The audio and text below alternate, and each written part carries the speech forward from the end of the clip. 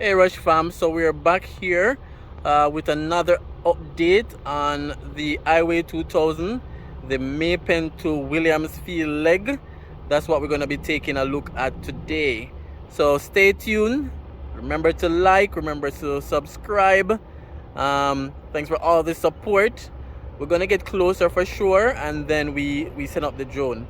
Remember to leave your comments as well, and if you want to donate to the channel so that we can do more videos like this one, we have the PayPal information in the description where you guys can donate as well.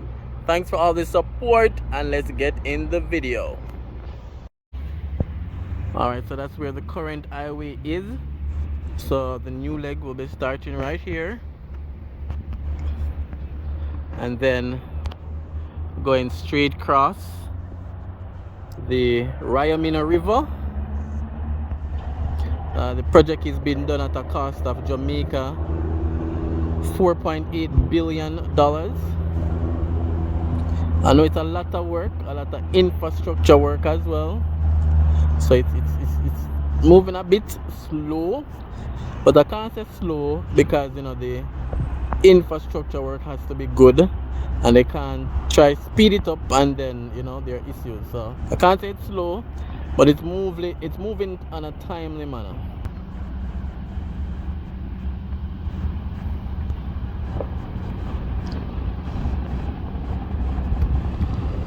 Alright, so those are the beams for the bridge going up. It's also gonna be one of the it's gonna be a 4-lane bridge, which will be one of the longest in Jamaica. And again, definitely leave your comment, guys. That's the current bridge, so that brings you into Manchester and the western side of the island.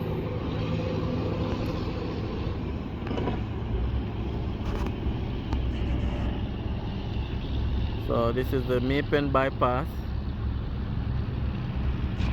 So as usual, giving you guys a quick update, showing you the progress of the work and just showing you guys what's happening.